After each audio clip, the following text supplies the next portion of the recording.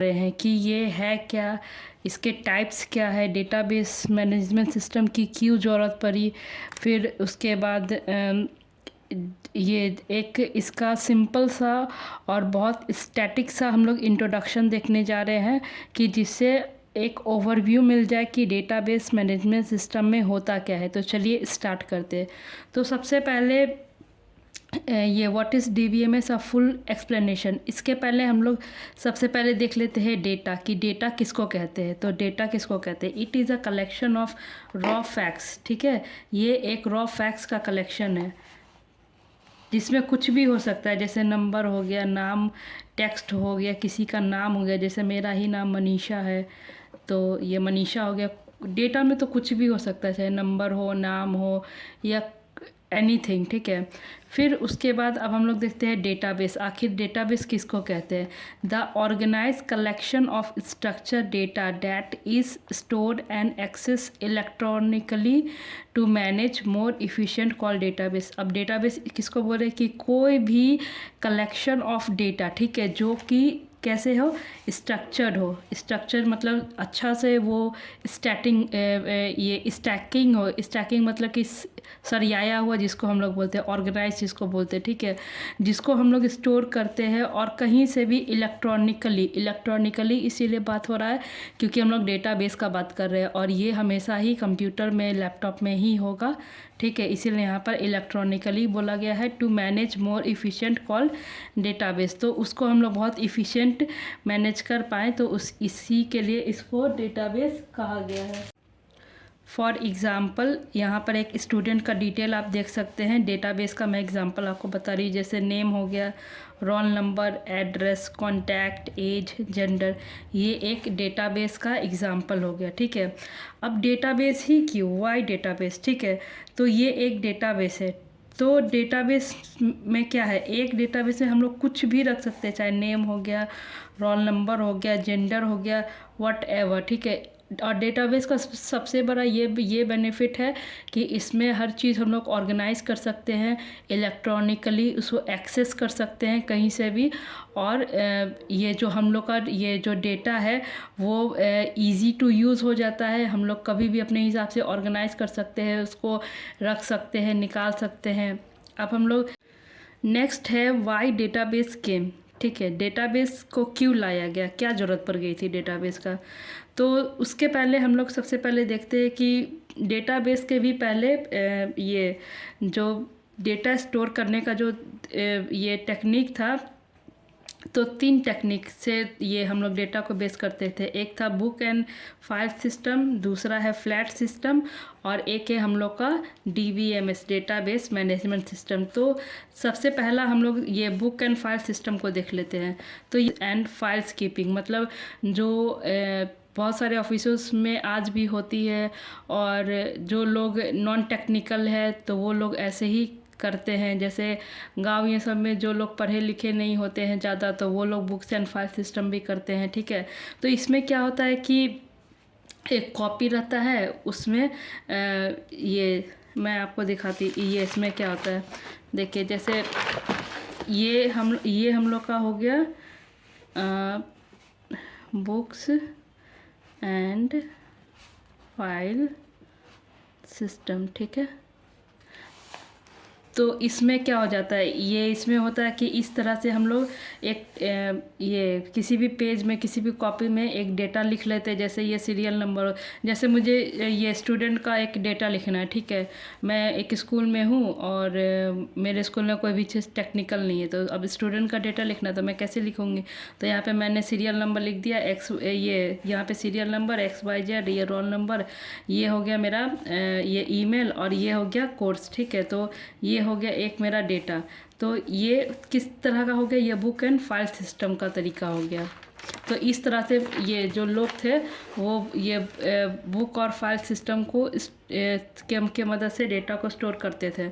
अब हम लोग का अब इसका हम लोग देख लेते हैं कि currently it is not in use due to. अब इसमें अगर बुक और फाइल सिस्टम से किसी भी डेटा को अगर स्टोर करता है तो उसका तो बहुत सारा ये डिसएडवांटेज हो गया कि सबसे पहले हम ये मेंटेनेंस प्रॉब्लम, अगर किसी को मेंटेनेंस करना है, जैसे यहाँ पर जो हम लोग का डेटा है, अगर हम लोग को किसी में भी किसी में भी अगर उसको चेंजेस करना हो तो वो उसके लिए बहुत मुश्किल हो जाएगा, क्योंकि ये वहाँ पे हम लोग कोई भी चीज़ अपडेट नहीं कर पाएंगे, वहाँ पे कट्टम कुट्टिम हो जाएगा, मतलब वो चीज़ पॉसिबल ही नहीं हो सकता है। सिक्योरिटी प्रॉब्लम, अब कोई भी चीज़ कॉपी में लिखा है, अब ये खो भी सकता है, कहीं रखा भी सकता है, गुम भी हो सकता है, तो यही तो इसमें सिक्योरिटी प्रॉब्लम भी है, मेंटेनेंस प्रॉब्लम भी है ये। और इसमें ये जब भी कहीं पे अगर बुक कीपिंग या फाइल का होगा तो वहाँ पे आपको एक्स्ट्रा मैन पावर भी चाहिए, आदमी भी रखना पड़ेगा उसको करने के लिए।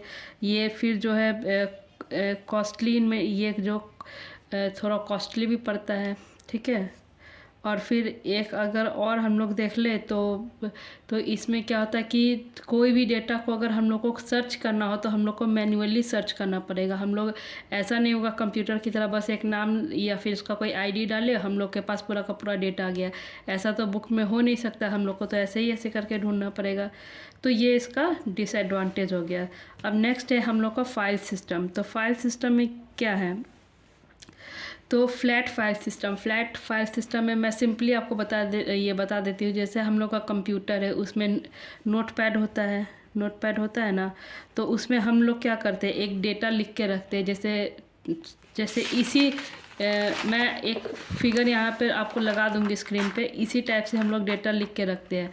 तो उसमें फिर क्या होता है कि ये जो हम लोग का डेटा है वो तो डिजिटली चला गया, और फ्लैट फाइल सिस्टम का बहुत सारा एडवांटेज था, तो उसका कुछ डिसएडवांटेज भी था।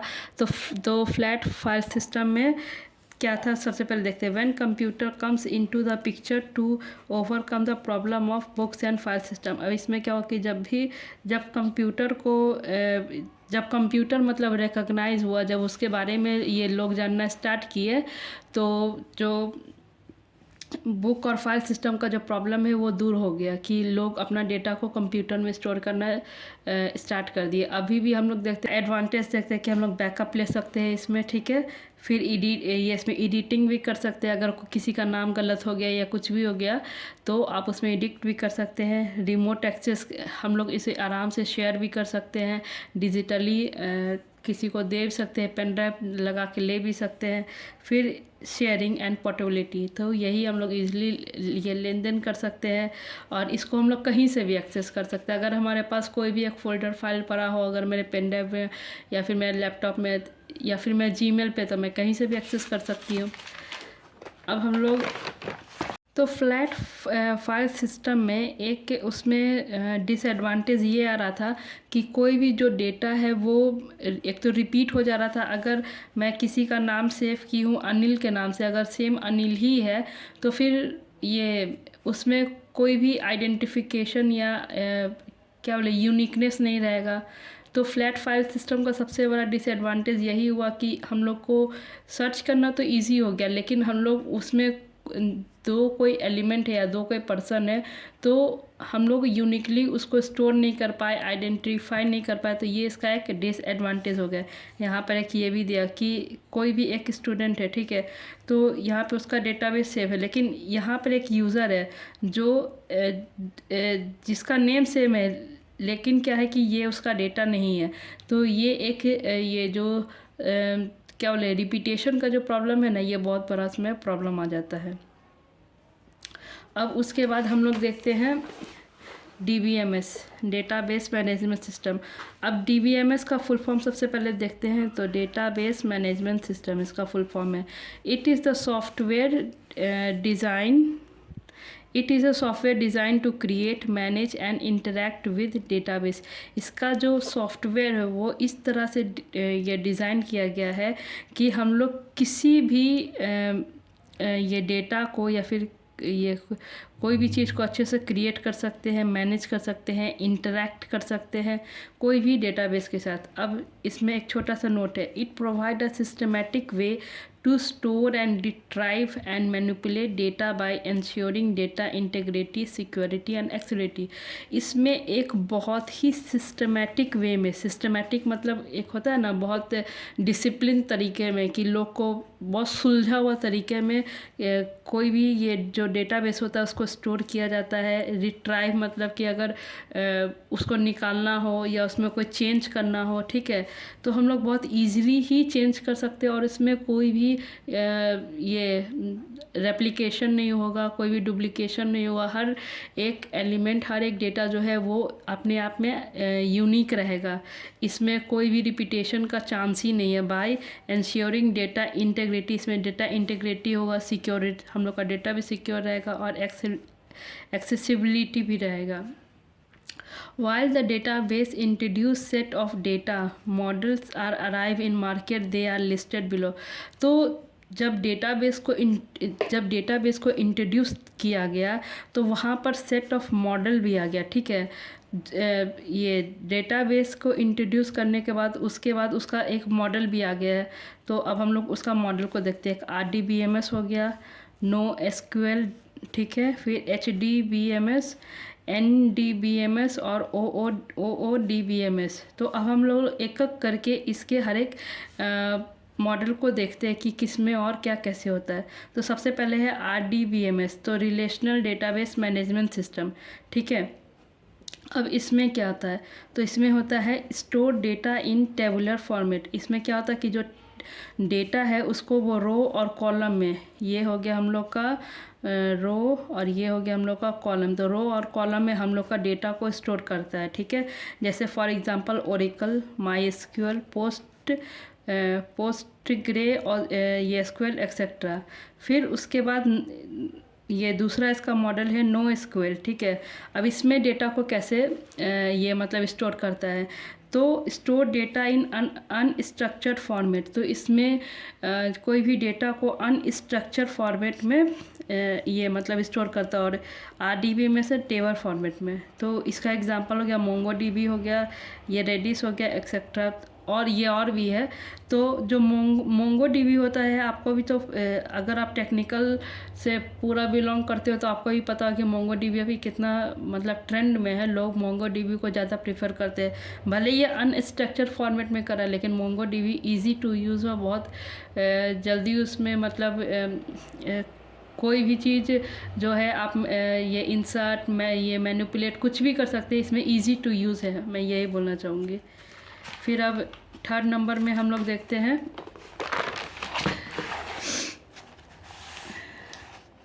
थर्ड नंबर में है हम लोग का HDBMS।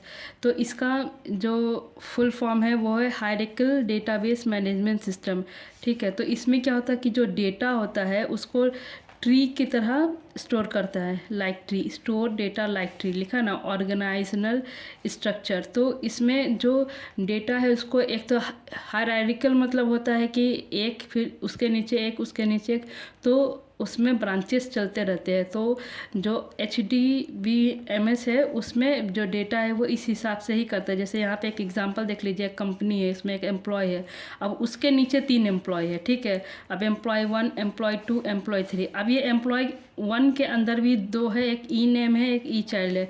अब हर के अंदर में 2-2 है। तो इस तरह से ये जो है वो अपने डेटा को स्टोर करता है। अब इसमें एक छोटा सा नोट्स दिया गया, on the basics of HDBMS IBM launch the first HDBMS software IMS information management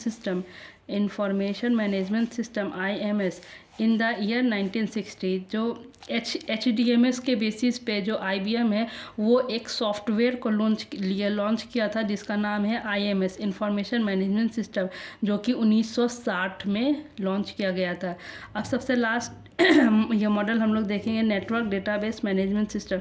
तो इसमें डेटा को ये ग्राफिकल फॉर्म में स्टोर करता है, ठीक है, graphical, where nodes are directly connected to each, जहाँ पे एक नोड जो है वो दूसरे से कनेक्टेड रहते हैं। जैसे यहाँ पर आप एग्जांपल आप देख लीजिएगा, यहाँ पे ये लिखा हुआ है यूनिवर्सिटी। तो यहाँ पर जो यूनिवर्सिटी है इसमें 2 डिपार्टमेंट है, मान लीजिए 2 डिपार्टमेंट है, एक मैथ है, एक कंप्यूटर है, ठीक है।